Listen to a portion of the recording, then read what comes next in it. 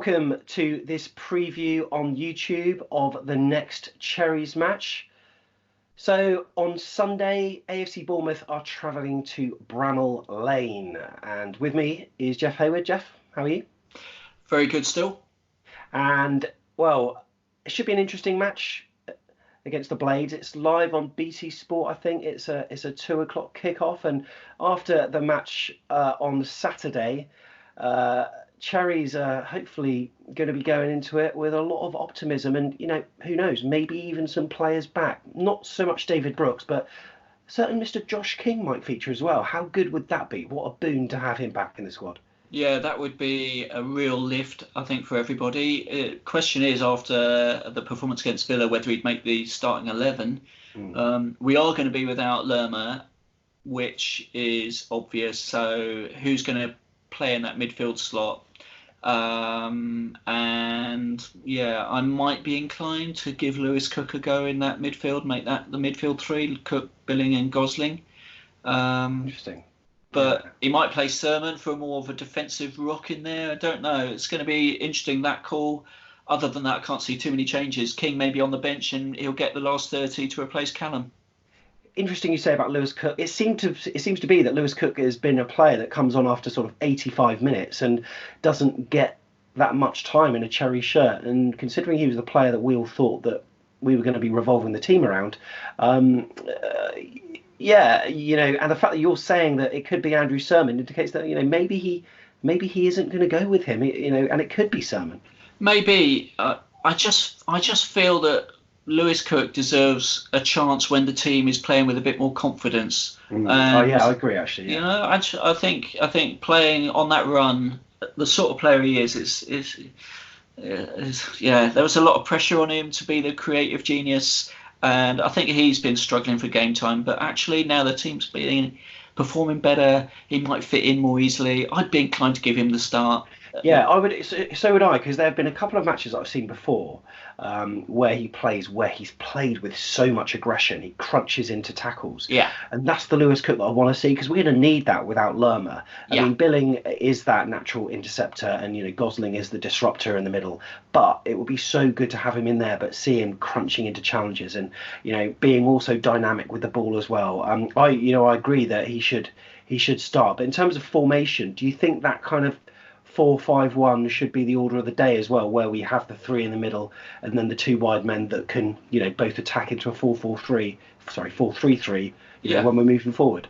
I think clearly that's the favoured formation of the last two games. Well, the last game and a bit of the Brighton game, and I think it works. So I would be inclined to use that against Sheffield United.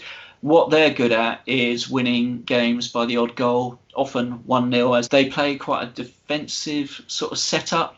And we came up against that when we played them earlier this season. They're really dogged. They're not bad as a team. They're quite skillful, and they play well for each other. So it's not going to be easy. They are going to be. They're going to be motivated, I think, to win this. Certainly, if he starts, Lys Mousset will be motivated. So that's very true. We shouldn't expect an easy ride, and it's going to be a real test of our renewed belief and how strong it is.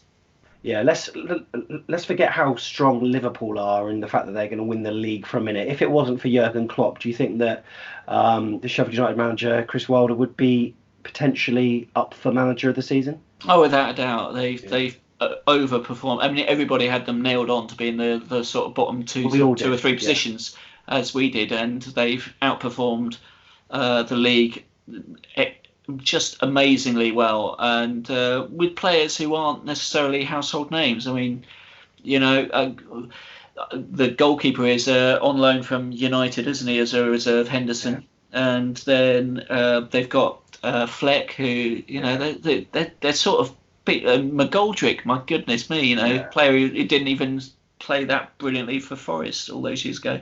Seems to be that I was chatting to a couple of Sheffield United fans on the first game of the season. Actually, it was when we first launched the podcast in terms of being on YouTube. Chatted to a few Sheffield United fans there, and they said that Bournemouth is effectively the blueprint of what they sort of need to do this season. It's very similar with the sort of players that they brought with them, and they've stayed loyal to those players, but they spent money along the way as well. They made some acquisitions as well over the transfer deadline day, and it's all looking bright for them, and credit to them. They've excelled this season. They've done a lot better than Bournemouth did in the first season, put it that way. Yeah, and it's built on defensive solidity. That back four doesn't give up goals very easily. I'm not sure what their goals against tally is, but it's not many. And they nick games. They don't pummel teams 4-5, but they do nick them 1-0 and 2-1, and they're good. It's going to be a test. Bramall Lane is a difficult place to go. Great atmosphere there. Like, home fans get right behind the team. And Liverpool struggled there. Yeah, who knows? I'm optimistic, but we shouldn't be under any illusions that it's going to be a walk in the park. No, yeah, exactly. So at this point, you know what I'm going to do, Jeff? I'm going to ask you the question: what is your prediction for the match? I'm sure that after the weekend's match on Saturday, it's probably vastly improved than what it would have been otherwise. So what are you thinking? I think we've got a chance to get a point, maybe 3 points. I think if we come away with a 0-0 or a 1-1, I'd actually be happy. So I'm going to go for a 1-1. Once again, you've plucked that score. I'm going to go for a Desmond then. I'm going to go for a 2-2. Okay. And that's what I think is going to happen. But yeah, who knows? Fingers crossed we can carry on this momentum. Yeah, let's hope so. Let's get a morale-boosting win away at Sheffield United, and then we can go for another morale-boosting victory against the beautiful football of Burnley. Excellent stuff. Okay, cheers, Jeff, once again for being on the podcast preview. Thanks for having me, Sam. No worries at all. And yeah, leave your predictions in the comments below. Should be a very interesting match on Sunday. It is live on BT. I'm not going myself, so there's going to be no fan reaction outside the stadium. Work to do, unfortunately. Busy weekend for me. But if you want to submit your feedback, there'll be a podcast, of course, and we'll put your videos on too, so you can submit them in the usual way. But until then, have a good one, and up the Cherries. Up the Cherries.